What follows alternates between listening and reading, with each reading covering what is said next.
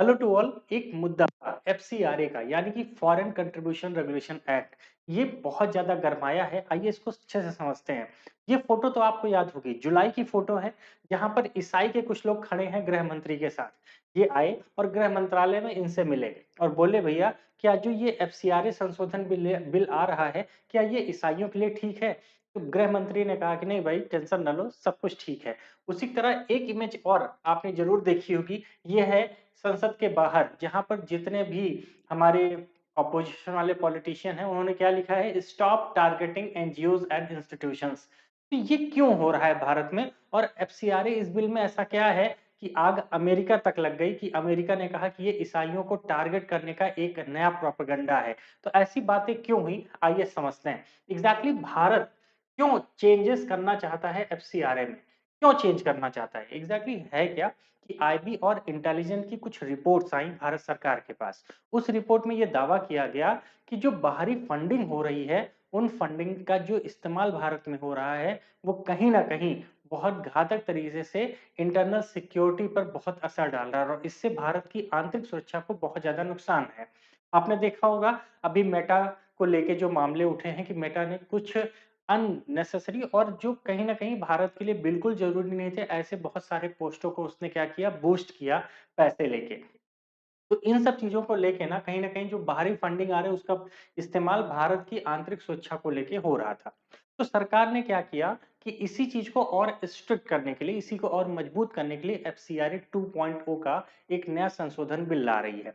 अब बात कर लेते हैं कि ये एफसीआरए बना कब था। ध्यान रखिएगा, जो इमरजेंसी आई थी, आप जानते हैं इंदिरा गांधी के काल में 1975 में, उसके बाद 1976 में एफसीआरए का बिल लाया गया, जो फॉरेन कंट्रीब्यूशन रेगुलेशन एक्ट के नाम से जाना गया।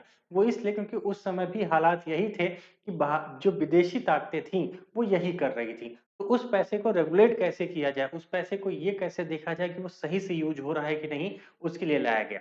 बीच-बीच में सरकार ने, चाहे 2010 की बात हो, 2020 की बात हो, यहाँ पर भी सरकार ने उसको मजबूत करने की कोशिश की और उसको बहुत स्ट्रिक्ट करने की कोशिश की। लेकिन मामला रुका नहीं, कुछ न कुछ लूप होल्स बाकी रहे।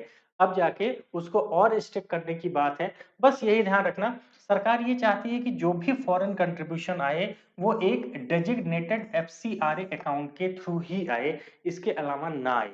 और एक चीज, सरकार ये भी चाहती है कि जो फॉरेन मनी आए, वो ट्रांसपेरेंसी तरीके से यूज हो, ना कि भारत के इंटरेस्ट के खिलाफ हो।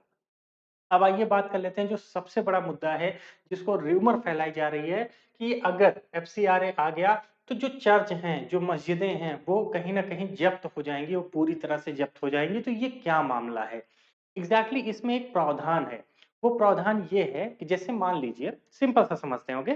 जैसे मान लीजिए कि कोई फॉरेन कंट्रीब्यूशन है जो इंडिया में आ रहा है और इंडिया में जो ईसाई हैं, यानी कि इनका जो एनजीओ है, या जो मस्जिद है, यानी कि जो मुस्लिम है, उनका जो एनजीओ है, ये क्या कर रहे हैं, बाहर से फंडिंग ले रहे हैं और फंडिंग लेके यहाँ पे अपना काम चला रहे हैं। यानी कि वो सीधी-सी बात है, धार्मिक गतिविधियाँ कर रहे हैं। यहाँ तक सरकार को कोई प्रॉब्लम है नहीं। लेकिन मामला इसके आगे आता है।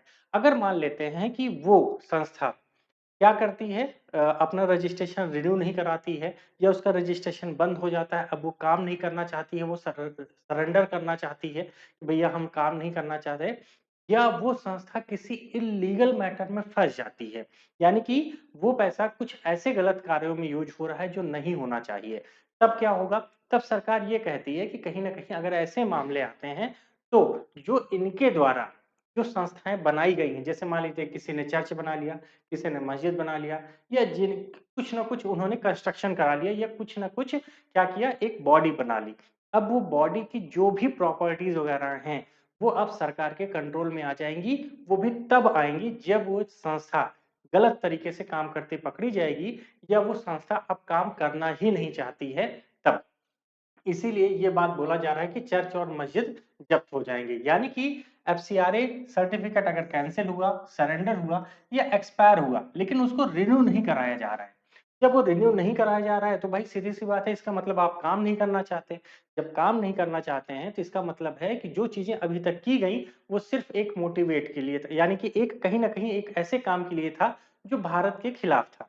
ऐसा माना जा सकता है, तो उसपे सरकार जाँच करेगी कि ऐसा क्यों नहीं हो रहा है। अगर वो रिन्यू करा ले रहे हैं, काम कर रहे हैं, तो सरकार को कोई प्रॉब्लम नहीं है। एक चीज़ और, अगर कोई फॉरेन कंट्रीब्यूशन आता है और वो कहीं न कहीं ऐसी जगह पे यूज़ होता है जो इल्लीगल है, तब भी सरकार कहेगी कि नहीं भैया, अब ये आप नहीं चला पाएँगे, अब ये कहीं न कहीं एक डेज़िग्नेटेड अथॉरिटी यानी कि कहीं न कहीं सरकार क्या करेगी उस चीज़ को ऐसे पॉइंट ऑफ व्यू पे शामिल कर देगी, जहाँ पर सरकार ही उसको अब अपने अधीन में ले लेगी। इसी वजह से ये मैटर उठा है, ध्यान रखिएगा और यही वजह है कि चाहे अमेरिका तक की बात हो, संसद में अमेरिका की संसद तक की बात हो, यही मैटर उठा कि भैया अगर ऐसा हुआ, तो कहीं न कहीं जो फॉरेन फंडिंग जा रही है, जो इंडिया में इतना कुछ हम कर पा रहे हैं, वो तो मामला ही रुक जाएगा।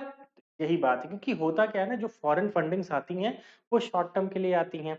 उनका एक प्रोपेगेंडा होता है, उनका एक एजेंडा होता है कि ये कर लिया जाए, उसके बाद बात खत्म।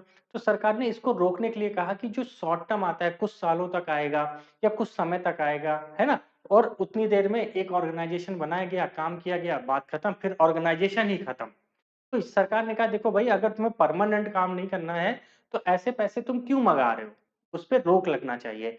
इसी के लिए सरकार ने ये मतलब कि ये रूल लाया है कि अब डेज़िग्नेटेड अथॉरिटी के अंतर्गत वो सभी चीज़ें चली जाएँगी, अगर वो संस्था रेगुलर काम नहीं कर रही है, कैंसल कर रही है, सरेंडर कर रही है या एक्सपायर हो जा रहा है तब भी या इल्लीगल काम कर रही है तब।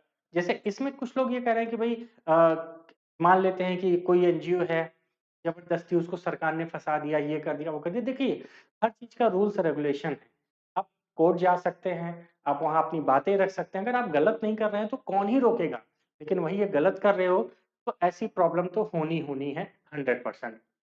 जब ये मामला अमेरिका में तूल पकड़ता है, वहाँ के एक सांसद ने आरोप लगा दिया कि भारत में ईसाइयों पर ये सीधा हमला है और इससे भारत और अमेरिका के रिश्ते भी खराब हो सकते हैं। आप समझ रहे हैं? इतनी बड़ी-बड़ी बातें कर दी। तो भारत की भी तरफ से जवाब आया कि हम क्या चाहते हैं? हम पारदर्शिता, जवाबदेहिता और हमारा जो राष्ट्र हित है, वो सर्वोपरि है। इसके लिए हम ये काम कर रहे हैं। ठीक है? तो बस मामला इतना सा है और यही इतना चेंजेस सरकार करना चाहती है। 12 अगस्त को उम्मीद है कि ये बिल लाया जाएगा संसद में और गृह मंत्री अमित शाह इस पर अपनी पूरी बात रखेंगे।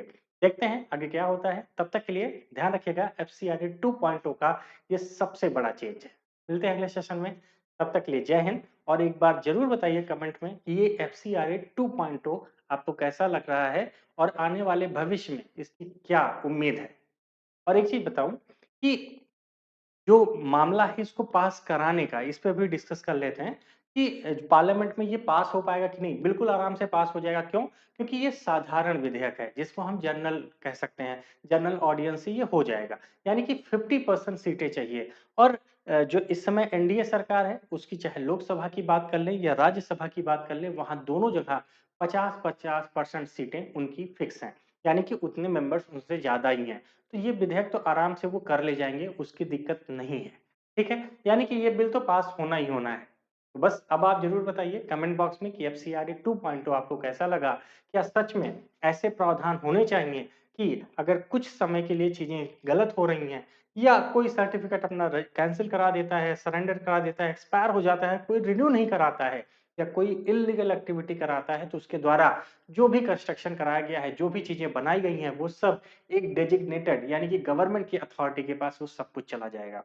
इसीलिए कहा जा रहा है कि ऐसी चीज़ें ज़ब्त हो जाएँगी। अब आप सब डिसाइड कीजिए और बताइए। जय हिंद, मिलते हैं अगले सेशन